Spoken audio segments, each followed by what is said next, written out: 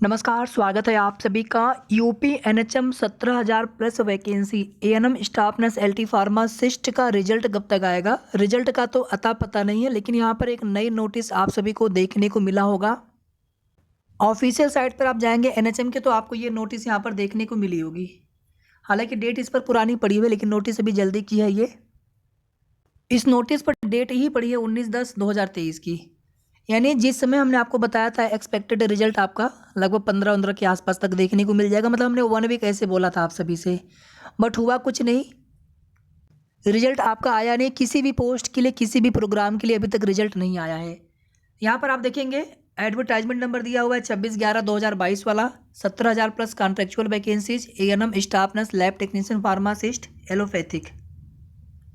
यहाँ पे आप देखेंगे आगे जो क्लास 5 है, जिसमें ये लिखा गया है कि जो भी नंबर ऑफ वैकेंसीज है उनको कम या ज़्यादा या फिर किसी भी स्टेज पर उनको कैंसिल किया जा सकता है, ऐसा लिखा हुआ है।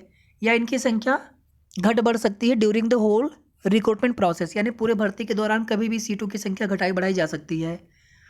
अब यहाँ पर देखिए सिंगल एक ही प्रोग्राम, कई प्रोग्राम में अलग अलग वैकेंसीज हैं सभी पोस्ट के लिए या कुछ पोस्ट के लिए। तो यहाँ पर एक ही प्रोग्राम में आप देखेंगे और सिर्फ एक तरह की पोस्ट के लिए अलग अलग जिलेवार आप देखेंगे पहले जो वैकेंसीज थी उसमें परिवर्तन किया गया है।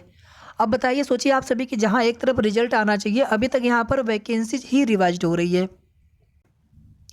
इसमें आप देखेंगे तो केवल एक जिले में सीट घटी है, बाकी सभी जिलों में सीट बढ़ी है। बाकी सभी जिलों में सीट बढ़ी है तो अच्छी बात है। सीट बढ़ी है तो ऑब्वियस ही बात है कि थोड़ी सी कट ऑफ आपकी कम रहेगी, थोड़ा सा।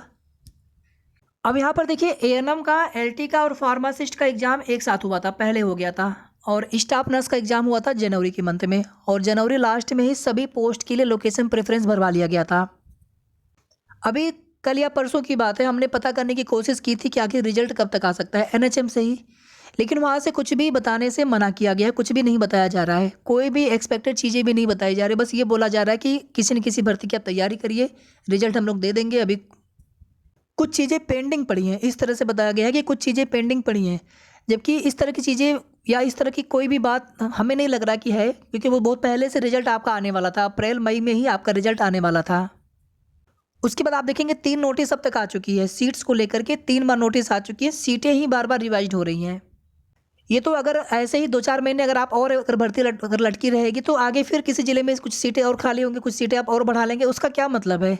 आप फिर नई भर्ती दीजिए उन सीटों के लिए। अभी जिन सीटों पर जहाँ जितने के लिए नोटिफिकेशन आ चुका है, एडवर्टाइजमेंट आया था आपकी भर्ती का, उतने ही पदों पर रिजल्ट आ जाना चाहिए। एग्जाम ऑलरेडी करा चुके हैं। अभी देखिए नवरात्रि नवमी के दिन जो है गोरखपुर में बड़ी संख्या में अभ्यर्थी गए हुए थे कई भर्तियों को लेकर के, और 17,000 प्लस वैकेंसी रिजल्ट को लेकर के भी अभ्यर्थी गए हुए थे। ज्ञापन भी दिया गया, लेटर भी दिया, एप्लीकेशन भी दिया गया, लेकिन मुख्यमंत्री जी से प्रत्यक्ष मुलाकात नहीं हो पाई थी। उसी दिन हमने आप सभी को बता दिया था, कोई उसका फायदा हुआ नहीं। फिलहाल में ज्ञापन दिया गया, और हमने ये भी रिक्वेस्ट किया था जो भी लोग वहाँ पे गए थे कि आप लोग एक बार महंत जी से मिल लीजिए, उनसे एक बार कॉल करवा लीजिए एनएचएम में कि इनका रिजल्ट क्यों नहीं दिया जा रहा, इनका रिजल्ट आप डिक्लेयर करो जल्दी से जल्दी।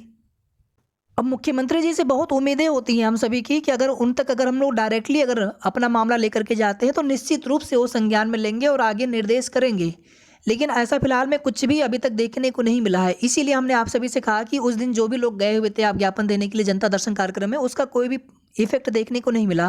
बाकी आप आईजीआरएस पोर्टल पर आप कंप्लेन, मतलब वहाँ पे आप अपने जो आपकी समस्या है उसको ग्रीवांस पोर्टल पे आप दे सकते हैं, तो कुछ ना कुछ उस पर भी कार्रवाई होती तो है। बट बिल्कुल उसका फाइनल रिजल्ट आ जाए, यानी रिजल्ट ही देखने को मिल जाए, वो भी बिल्कुल श्योरिटी नहीं होती है। अगर उसमें चीज़ें देखी जाती हैं फिर वहाँ पर देखिए क्या जवाब आता है। कई बार ये होता है कि उसमें प्रक्रिया ऐसी है कि आपको उसके बारे में नहीं बताई जा सकती है, ऐसा भी होता है।